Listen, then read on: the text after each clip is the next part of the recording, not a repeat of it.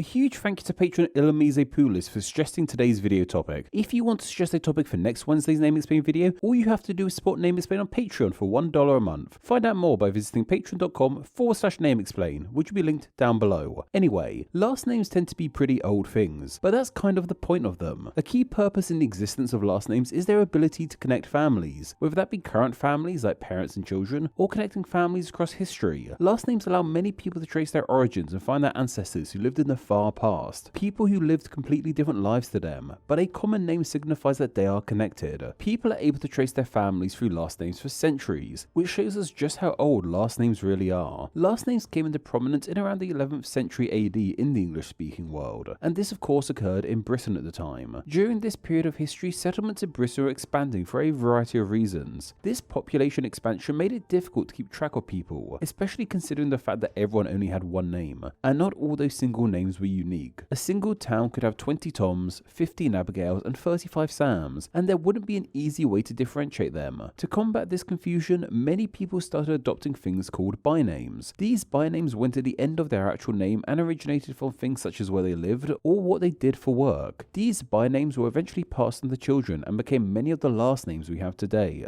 This first batch of last names might have seemed odd to our modern ears and eyes. This is a slight tangent, but if you want a good idea as to what last names would have been like initially, go read The Pillars of the Earth by Ken Follett. It's set around the dawn of last names, and many of the characters have very literal and period accurate last names, such as a character called Tom who is a builder, so his full name is Tom Builder, or another character called Jack, whose father is also called Jack, so he is called Jack Jackson. Also, it's just a really good book. Seriously, go read it. What this all means, however, is that the concept of last names, and many of the last names we still hear about today, are around 1,000 years old. Suffice to say, the world has changed an awful lot in the last 1,000 years. But last names, meanwhile, are still kind of just doing their thing the same way they have been for centuries. Many of the last names we have in the English-speaking world today harken back to the jobs and lifestyles of those living in 11th century Britain. Maybe it's time for an update. Maybe it's time we form a fresh batch of last names which reflect the lifestyles many of us live in the 21st century, as opposed to the 11th century. This might sound pretty radical to some, to mess around with something as ancient and sacred as last names, but in reality, people have actually been doing this for quite some time. In many parts of the world, there's no real rule as to what your last name has to be. Granted, most children, especially those from heterosexual relationships, receive the last name of their father, but that's just tradition. It's not a strict rule. When someone has a child in most parts of the world, you can give them any last name you wish, and it's a similar case for adults too who want to legally change their name, whether that be because of marriage or for whatever reason. Yeah, you can literally change your last name to something like Cherry Pie Chicken Broth, and that's okay. Obviously, not many people do that though. In many cases, when people do tend to buck the trend and form a new last name for their kids or themselves, they tend to be a bit more sensible. A common way in which people form new last names is by blending their last name with their partner's when they have a child or get married. In example, if someone has the last name Baker and their partner has the last name Smith, their kid could be given the last name of Smaker, a blend of the two. Creating new last names really isn't an as radical idea as it might seem at first, but this video isn't really looking into them on an individual basis. Today, we're going to try and come up with a selection of last names which reflect the modern 21st century world, and we're going to do this by looking into the conventions that went into forming last names initially, back in the 11th century, and applying those conventions to ideals and lifestyles of the 21st century. Those conventions can be broken down into roughly 7 categories. Yeah, most last names, especially in the English-speaking world, tend to come from just one of 7 origins. So let's look into these root origins and figure out how they might apply to last names formed in the 21st century. One of the main sources for last names are ones that come from geographic origins. These are last names that relate to specific features of the land. People would have taken on these last names as they lived in these parts of the world, or they were heavily linked with them. Think of last names like Woods, Ford, or even Green. These last names most likely came into being as the initial bearers lived in woods, or by a ford, or even around some greenery. These kinds of geographic last names are actually pretty future-proof. Luckily, we still have woods and fords to this day, and people still live by them. While all different kinds of geographic features are ancient, our understanding of them have changed drastically in the last 1,000 or so years, giving us many new names for them. We could use these newer terms for geographical features as last names. Take a term term like mesa, a name for a high rocky plateau. While these have been around forever, the word of mesa itself is a relatively new thing. According to the OED, it was first recorded in English in just the mid-18th century. Mesa could easily be a new last name for people who live by them. Likewise, the word lagoon is from the early 17th century. Lagoon could be a great last name too, especially once again for those who live by them. Last names can relate to where you live in another way too. Instead of being vague geographic origins, they can come directly from the names of a settlement. Great examples are Washington and Lincoln. These names have their origins in towns and villages found in England, before they became heavily linked with 2 US presidents. Making modern last names from place names is relatively straightforward too. We simply need to scout out newer towns and cities. For a lot of people in the UK, when they think of a new town, Milton Keynes will most likely come to mind. This city was formed in the 1960s, and thanks to its layout and town planning, looks very different to other towns in the UK. If someone was proud of being from Milton Keynes, they could easily change that to their last name. Meanwhile, over in the USA, the majority of its cities and towns came into being way after the 11th century. You could pick pretty much any of them to be your last name, and it'll be more up to date than the last names of the 11th century. Maybe I'll change my name to Patrick Chicago or Patrick Miami or something.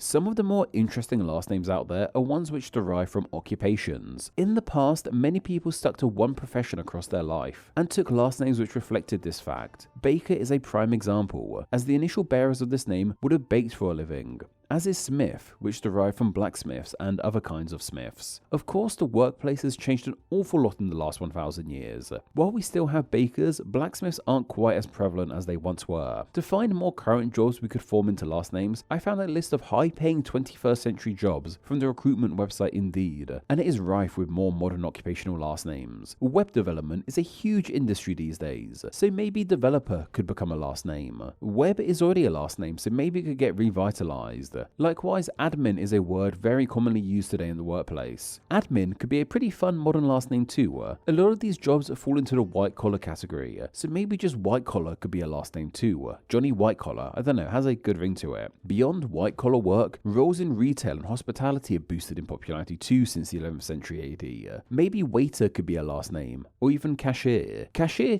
genuinely has a really nice ring to it as a last name, I feel. And of course, there's also me. I make YouTube videos for a living. Maybe I ought to change my last name to YouTuber or something. Moving on from occupational last names, we have characteristic last names. These are really interesting ones, which derive from a physical feature or personality of the initial bearer. A last name like Short, in example, may have come from the height of the initial bearer, while a last name like Swift may come from the speed of the first people to have it. Many of these characteristic last names are still applicable to people today, but language and the words we use to describe people has changed so much in recent times. We have so many slang words to describe people today, like we could use Riz as a very modern last name for someone charismatic, or Basic for someone who's dull and a bit normal. We're always making up new words or using old words in new ways to describe people. There's no shortage of new words we could use.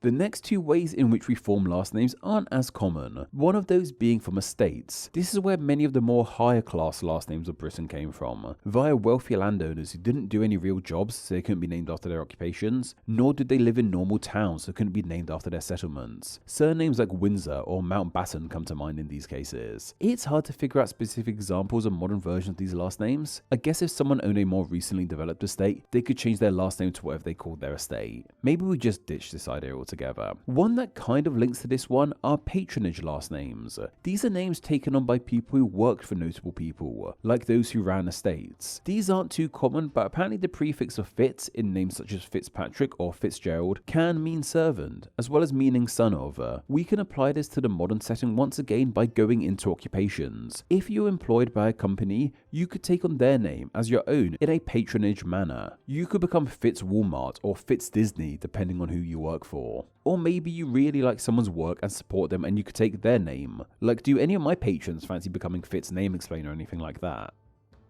And finally, we have patronymic last names. These are last names which come from parents, like the name Johnson meaning son of John. Once again, these are easy to update. You simply use the parent's first name. To figure this out in 2024, we simply need to go back to 1994, as the average age for parents in the UK is 30, and figure out what names were popular then, which parents might have now. Apparently the most popular boys' names were Thomas, James, Jack, Daniel and Matthew. Many of these are still commonly heard as last names like Thompson, Jameson, Jackson, and Danielson, though Matthewson isn't as commonly heard. A key issue of patronymic last names, however, is traditionally they tend to focus on the fathers. This all stems from the gender roles of the 11th century. Things in this regard have changed a lot. We could easily use mothers' names in this quest too. The most popular girls' names of 1994 were apparently Rebecca, Lauren, Jessica, Charlotte, and Hannah. We could easily add son to the end of any of these names and form names like Rebeccason, Laurenson, or Hannahson. In fact, while we're at it, it doesn't need to just be son. People give birth to girls too. We could swap any of these for things like Rebecca daughter instead.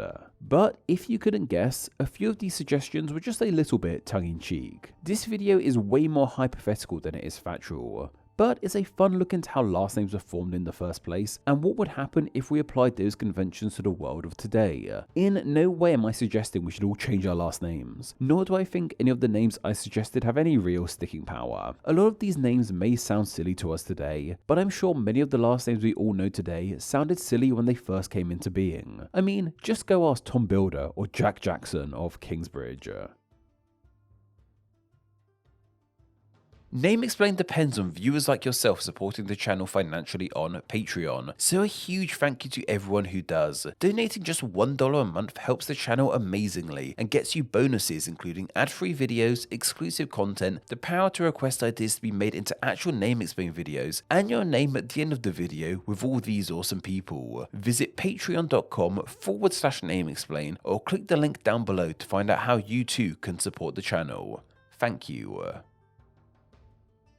Thanks for reaching the end of the video. Why not watch another and subscribe to keep up to date on all things Name Explain. You can find myself on Instagram where I'm NameExplainYT and join the Facebook group Friends of Name Explain to talk with myself and other name nerds. All that will be linked down below. Anyway, I hope you enjoyed this video and once again, thank you all so much.